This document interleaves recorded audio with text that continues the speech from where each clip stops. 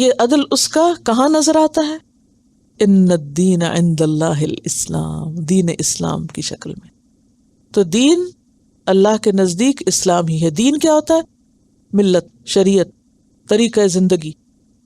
اللہ کے نزدیک اگر کوئی طریقہ زندگی ریکمینڈڈ ہے، پسندیدہ ہے، مطلوب ہے، وہ کیا ہے؟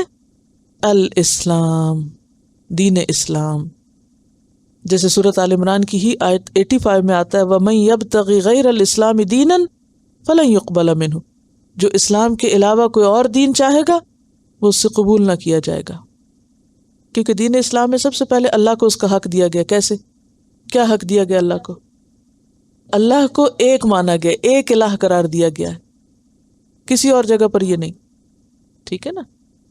وَإِلَٰهُكُمْ إِلَٰهٌ وَاحِدٌ لَا إِلَٰهَ إِلَّا هُوَ. پھر اس کے بعد آپ دیکھیے کہ قرآن پاک کی جو اہمیت ہے، تمام انسانیت کے لیے یہ پیغام ہے. نبی صلی اللہ علیہ وسلم احمر و اسود سب کے لیے بھیجے گئے تھے.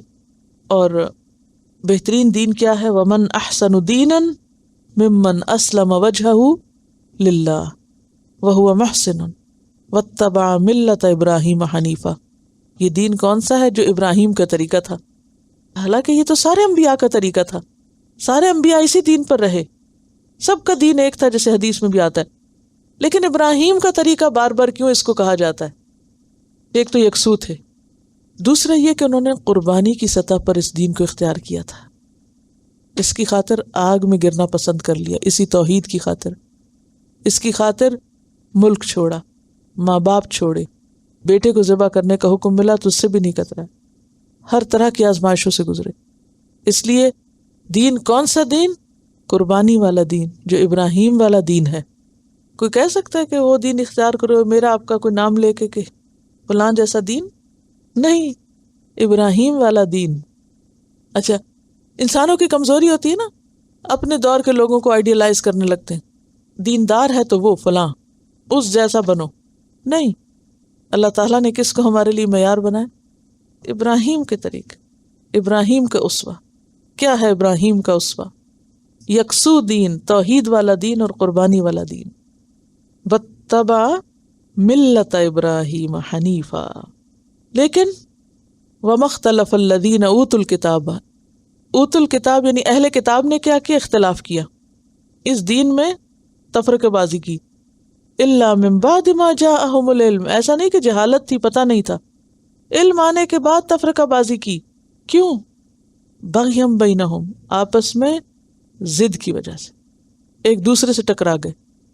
موسیٰ علیہ السلام کی وفات کے بعد یہود آپس میں ایک دوسرے سے ٹکرائے. نتیجہ کیا ہوا؟ یاد ہوگا پہلے پارے میں سورۃ البقرہ کی تفسیر میں بنی اسرائیل کے واقعات میں آپ کو بتایا گیا تھا. کیا انجام ہوا تھا پھر؟ بخت نصر کے ہاتھوں اور مختلف ادوار میں کس کس طرح پھر ان کے اوپر شامت آئی.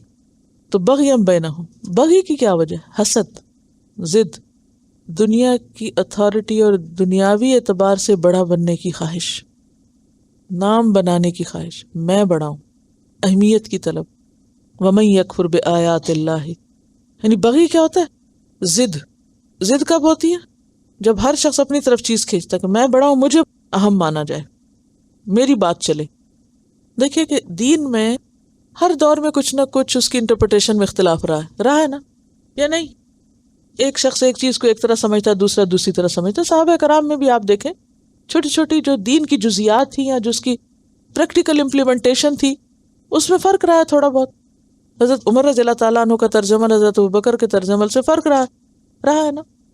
ایک جنگ میں ایک کچھ لے کے جا رہا ہے، دوسرا کچھ لے کے جا رہا ہے. فرق ہے نا، شخصیتوں کا فرق ہے.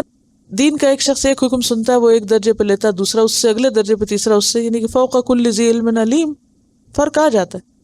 اب یہ فرق بڑا نیچرل ہے، جب تک یہ فرق درست ہے اپنی اپنی جگہ کوئی بات نہیں. مشکل کب ہوتی ہے؟ جب ہر انسان اپنی بات منوانا چاہے. آج بھی مشکل کیا ہے؟ مسلمانوں میں فرقہ واریت کیوں ہے؟ جو لوگ سیکولر ہیں، دین نہیں جانتے، ان میں نہیں اتنا اختلاف ہوگا. کن میں ہوگا؟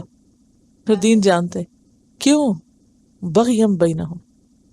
جو میں کہتا ہوں، جس مسلک کو میں مانتا ہوں، مجھے سب پر اسی کی برتری قائم کرنی، سب کو اسی رنگ میں رنگنا ہے، اور پھر دوسروں کو رگیدنا اور دوسروں کو برا بھلا کہنا اور دوسروں کی ہر موقع پر ان کی تذلیل کرنا، یہ اخلاق بن جاتا ہے پھر دین والوں کا۔ بھئی تم جس چیز کو صحیح سمجھتے ہو چلتے رہو، دوسروں کو کیوں برا بھلا کہتے ہو؟ تو یہ جو بغیم بینہ ہو نا، آپس کی ضد، اس سے اختلافات شروع ہوتے ہیں کہ میری مانی جائے، وہ کہتا ہے میری مانی جائے۔ وَمَن يَكْفُرْ بِآيَاتِ اللَّهِ، اور جو اللہ کی آیات کا انکار کرتا ہے، فَإِنَّ اللَّهَ سَرِيعُ الْحِسَابِ، تو اللہ تعالیٰ بہت جلد حساب لینے والا